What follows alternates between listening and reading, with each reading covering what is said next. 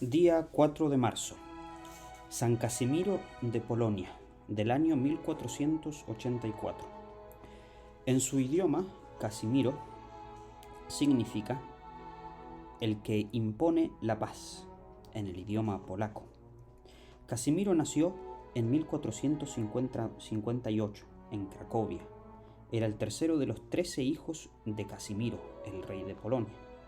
Muchos santos han salido de familias muy numerosas y de esta clase de familias llegan a la Iglesia Católica excelentes vocaciones. Su madre, Isabel, era hija del emperador de Austria. Era también una fervorosa católica y se esmeró con toda el alma porque sus hijos fueran también entusiastas practicantes de la religión. Ella, en una carta a una amiga, hace una formidable lista de las cualidades que debe tener una buena madre, y seguramente que esas cualidades fueron las que practicó con sus propios hijos. Y además de la educación que le dieron sus padres, Casimiro tuvo la gran suerte de que el rey le consiguiera dos maestros que eran buenísimos educadores, el padre Juan y el profesor Calímaco.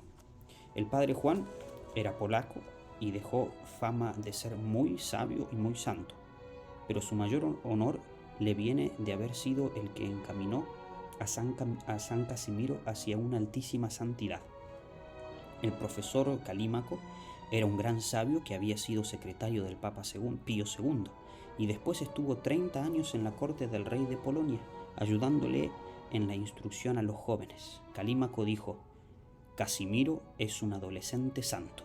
Y el padre Juan escribió también: Casimiro es un joven excepcional en cuanto a la virtud. Claro está que no basta con recibir unas buenas educaciones por parte de los papás y tener buenos profesores, sino que es necesario también que el joven ponga de su parte todo el empeño posible para ser bueno. Pues de los otros 12 hermanos de Casimiro, que tuvieron los mismos profesores, ninguno llegó a la santidad y algunos hasta dieron malos ejemplos. En cambio, nuestro santo Casimiro llegó a unas alturas de virtud que admiraron a los que lo conocieron y lo trataron. Dicen los biógrafos que de San Casimiro que su más grande anhelo y su más fuerte deseo era siempre agradar a Dios. Para eso trataba de dominar su cuerpo antes que las pasiones sensuales mancharan su alma. Siendo hijo del rey, sin embargo, vestía muy sencillamente, sin ningún lujo. Se mortificaba en el comer, en el beber, en el mirar y en el dormir. Muchas veces dormía sobre el puro suelo y se esforzaba por no tomar licor.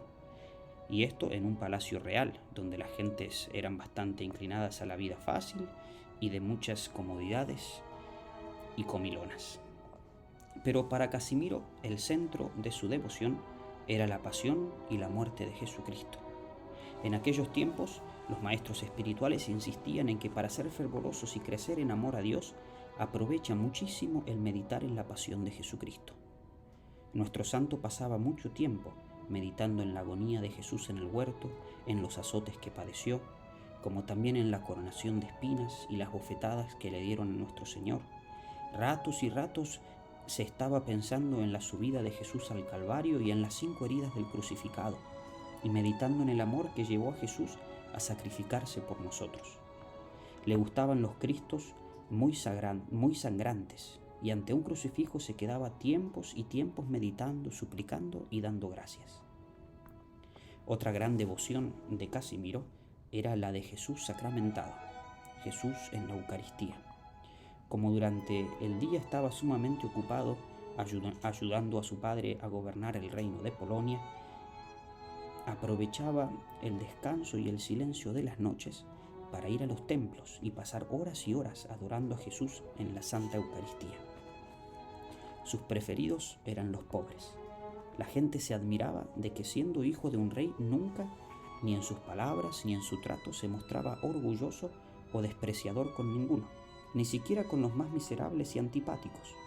Un biógrafo afirma que la caridad de Casimiro era casi increíble, un verdadero don del Espíritu Santo, que el amor tan grande que le tenía Dios lo llevaba a amar inmensamente al prójimo y que nada le era tan agradable y apetecible como la entrega de todos sus bienes en favor de los más necesitados, y no solo de sus bienes materiales, sino de su tiempo, sus energías, de su influencia respecto de su padre y de su inteligencia, que prefería siempre a los más afligidos, a los más pobres, a los extranjeros que no tenían a nadie que los socorriera, a los enfermos, que defendía a los miserables y por eso el pueblo lo llamaba el defensor de los pobres.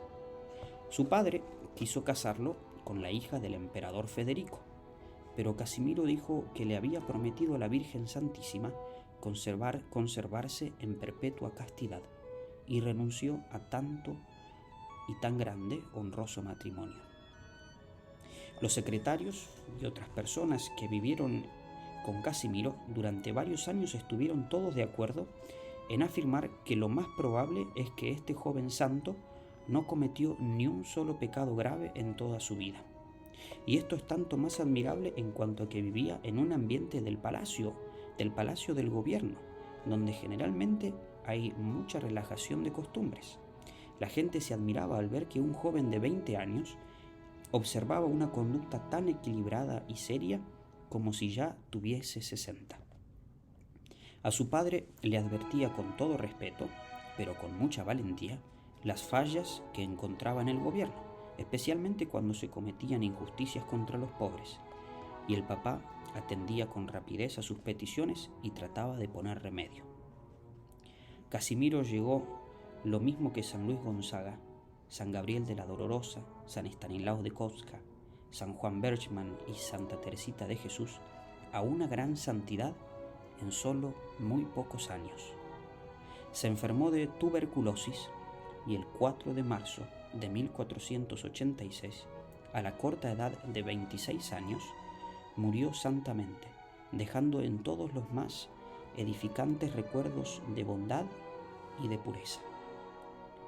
Lo sepultaron en Vilna, la capital de Lituania, que en aquel tiempo pertenecía al reino de Polonia.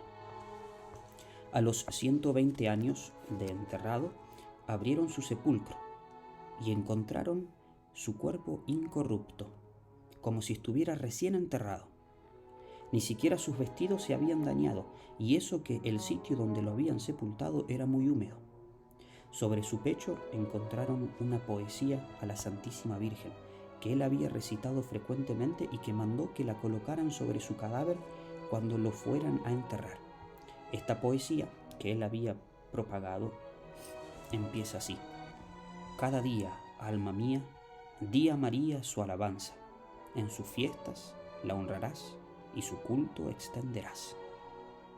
Hasta después de muerto quería que en su sepulcro se honrara a la Virgen María, a quien le tuvo inmensa devoción durante toda su vida.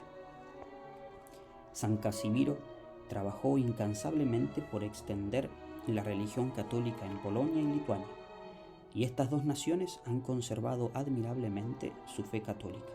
Y aún en este tiempo, cuando las gentes ven que está en peligro su religión, invocan al santo joven, que fue tan entusiasta por nuestra religión, y él demuestra con verdaderos prodigios lo mucho que intercede ante Dios en favor de los que lo invocan con fe.